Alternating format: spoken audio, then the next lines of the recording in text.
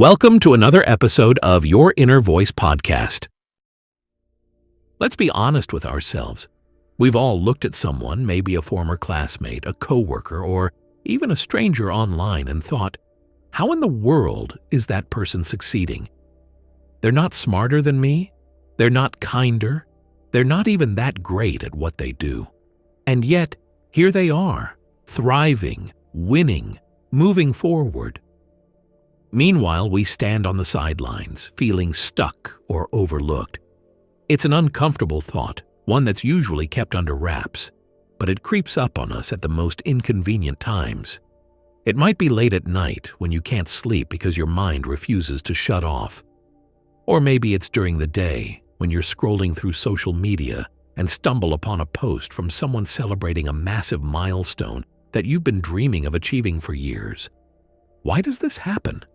Why do people who seem worse than us, less talented, less hardworking, sometimes even less moral, end up ahead?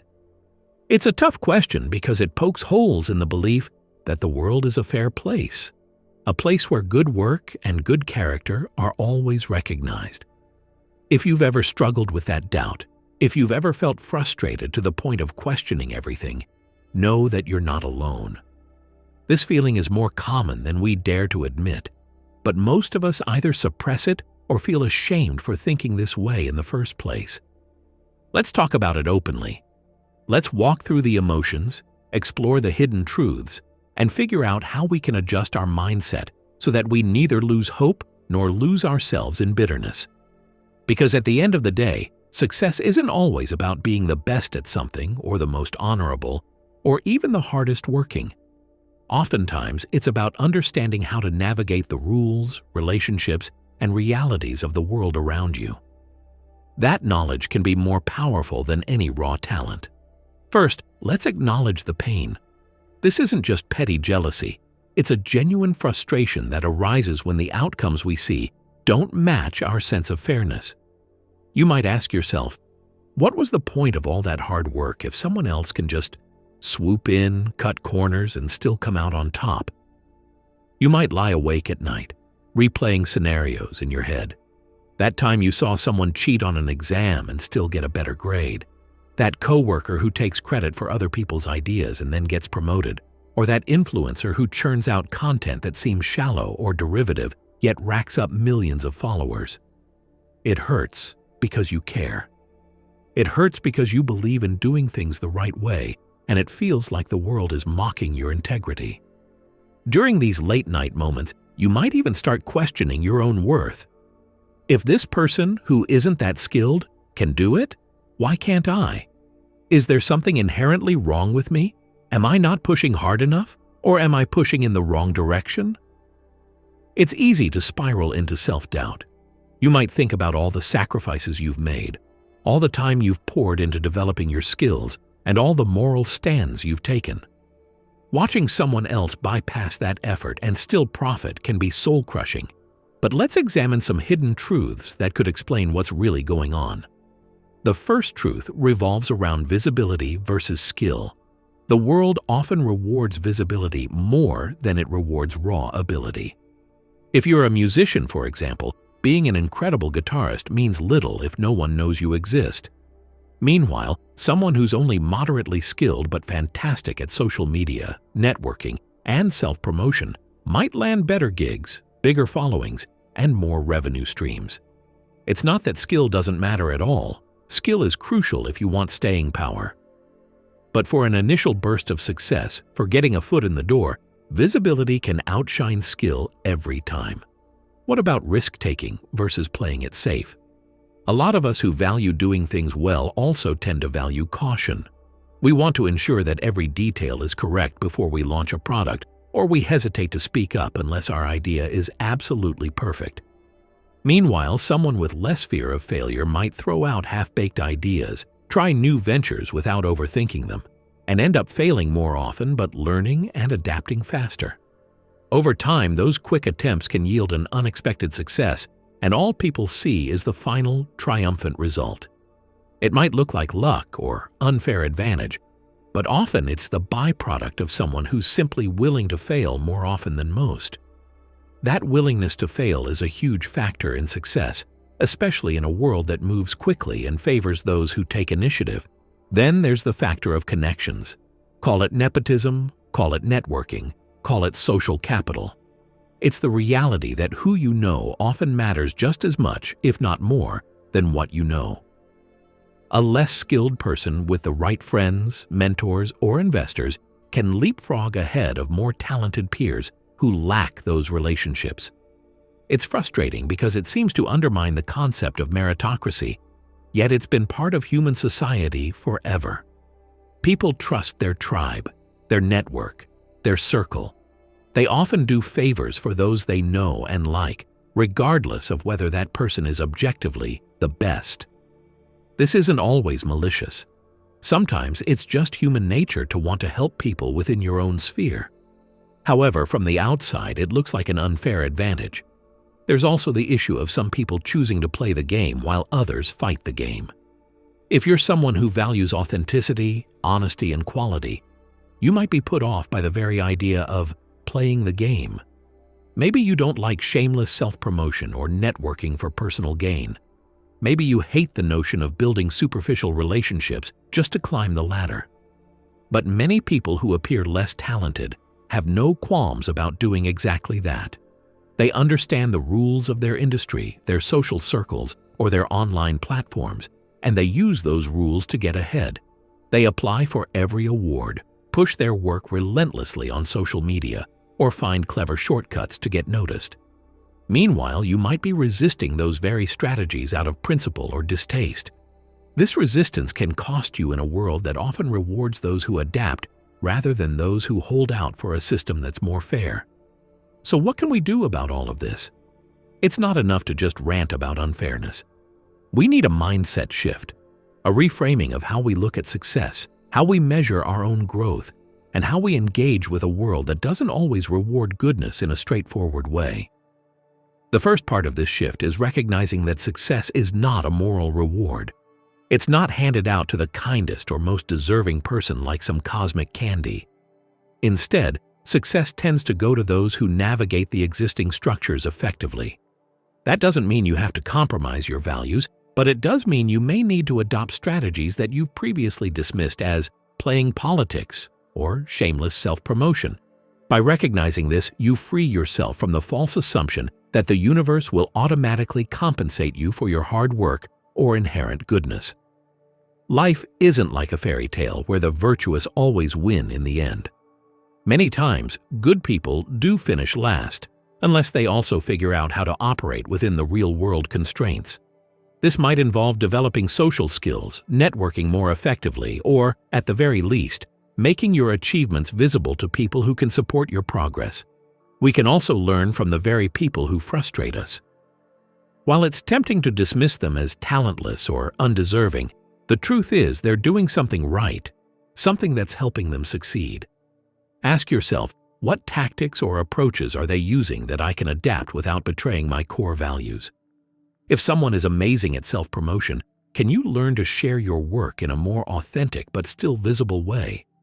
If someone is fearless about failing, can you practice taking calculated risks instead of waiting for perfection? Another key part of the mindset shift is to stop waiting for fairness to rescue you. Fairness is an ideal we should strive for socially and ethically, but it's often not what rules the day-to-day outcomes in our lives. If you're waiting for someone to tap you on the shoulder and say, "You've been so good, so skilled, so hardworking, here's your reward," you may wait a long time. Instead, look for ways to create your own opportunities, advocate for yourself, showcase your strengths, find mentors or peers who appreciate your work, build genuine relationships, and yes, strategically leverage them when the time is right. This doesn't make you manipulative, it makes you practical. The key is to maintain your integrity while understanding the pragmatic steps you need to take. Self-awareness is crucial here. Sometimes we're blinded by our own ego. We assume we're better than someone else based on superficial metrics. But are we really? Have we truly put in the work in the areas that matter for success? Are we perhaps missing a crucial skill set, like communication, networking, emotional intelligence, or resilience, that the other person possesses?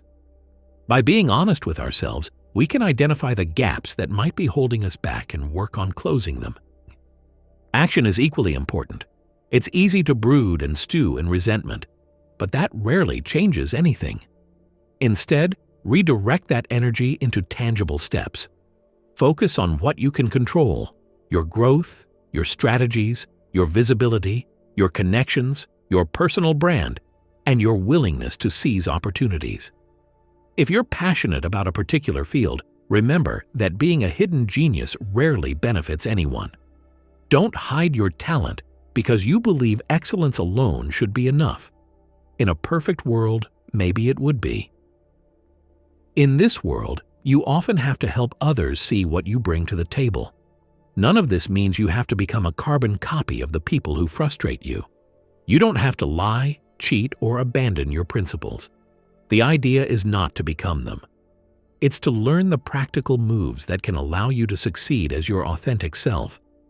Maybe that means signing up for public speaking classes so you can present your ideas more effectively. Maybe it means posting regularly about your projects on social media so people realize you exist. Maybe it means volunteering for leadership roles in organizations that matter to you so your name is associated with impact and initiative. Above all, remember that success, as society often defines it, isn't the ultimate arbiter of your worth. If you've ever felt that pang of envy or resentment, ask yourself, what does success truly mean to me? Is it external validation like job titles, money, or follower counts? Or is it about personal fulfillment, the joy of mastering a craft, the satisfaction of helping others, or the freedom to live life on your own terms? Clarifying what success means to you can help you navigate these complicated feelings. It might turn out that what you're chasing isn't actually aligned with your deeper values. But let's be real. Even if you define success in more personal or spiritual terms, you still have to deal with a world that runs on social currency, economic opportunity, and external validation. So strike a balance. Hold on to your definition of success while acknowledging the rules of the game. You can play by certain rules without letting them define you entirely. This leads to the ultimate closing message. If you've ever felt overlooked, misunderstood, or underappreciated, if you've ever questioned why the universe seems to favor people who aren't necessarily better than you, take heart. It's not that you're not good enough. It's that goodness, talent, or hard work alone are not what the world always rewards. That might sound grim at first, but it can actually be liberating. Once you accept that the world doesn't automatically give you a gold star for being good, you can stop waiting for that gold star and start strategizing. You can take bold steps, make your presence known, and build networks of genuine supporters. You can fail forward, learning each time, adapting, and pushing on without letting the fear of imperfection hold you back. Don't become cynical. Don't let bitterness consume you. It's easy to become jaded and start viewing everyone else as undeserving. Instead, use that energy to grow, adapt, and evolve. Remember that success for many people comes down to a few key factors: visibility, risk tolerance, networking, and strategic positioning, combined with a willingness to keep going in the face of setbacks. Talent, virtue, and hard work are certainly advantages, but they won't shine unless you're also ready to amplify them and place them in front of the right audiences. In your journey, you may also find that people you once envied are dealing with struggles you never knew about. Social media and the public face of success rarely show the full picture. People might appear to be winning while hiding deep insecurities, crippling debts, or ethical compromises that keep them up at night. The grass is never as green as it looks from the outside, so don't assume that someone else's success invalidates your own path. We each have unique challenges and opportunities. Ultimately, the only person you can truly change is yourself. You can't force the world to be fair, but you can become someone who thrives in this unfair world without losing personal integrity.